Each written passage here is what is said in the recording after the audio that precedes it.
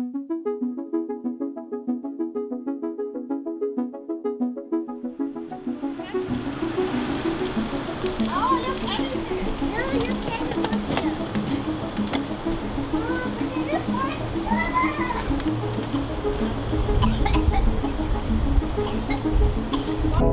we're going to see a almost 12-year-old young lady, and she was diagnosed with Batten's disease when she was around about five. So I've been her nurse since then. She went from having normal development up until that time. When I met her, she'd been diagnosed with Batten's, but her sort of eyesight had deteriorated, her mobility had deteriorated, and now, sort of over the years, she continued to deteriorate. And now she's fully dependent for all care. Of course, it's traumatic to know that my child is going through the dementia stages, but to know that, yes, because I'm not I don't have any medical background, and to see her deteriorating day by day, it's very scary, and it's very heartbreaking, because I see her alongside her younger siblings who are growing, but she's going in a reverse. And but then it's a comfort to know that there is someone I can ring up for even tiny little things. I can say, oh, she doesn't appear to be right today. She's a bit different today. Can you come and have a look? And to know that there will be someone on the other side of the phone who will say, oh, can you explain what she is at the minute? All right, we can come round and we will have a look.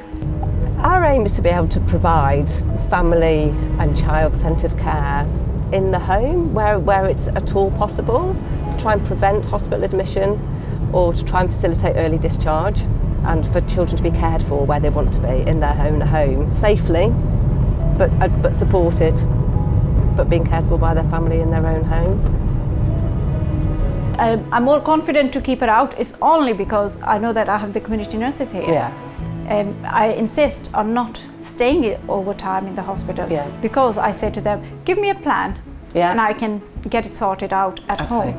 You know, there's such pleasure in being able to offer a family support and, you know, getting to know a whole family and being able to offer real holistic care, which we're able to do, you know, because we're not rushed like you are on a hospital ward. We're able to spend time with the families, to get to know them, and we're looking after them over, you know, I've been looking after Samia for the last 8 years.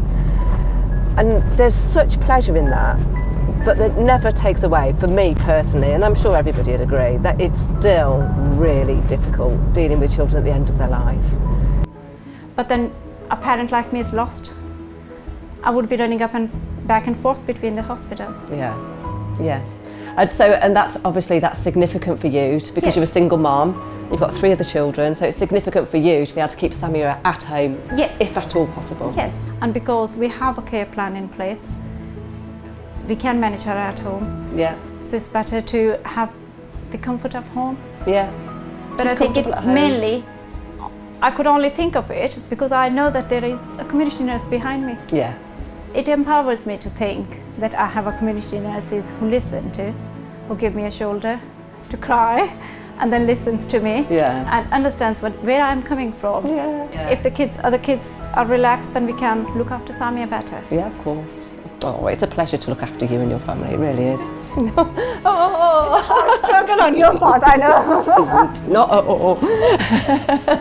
Not at all. Not at all.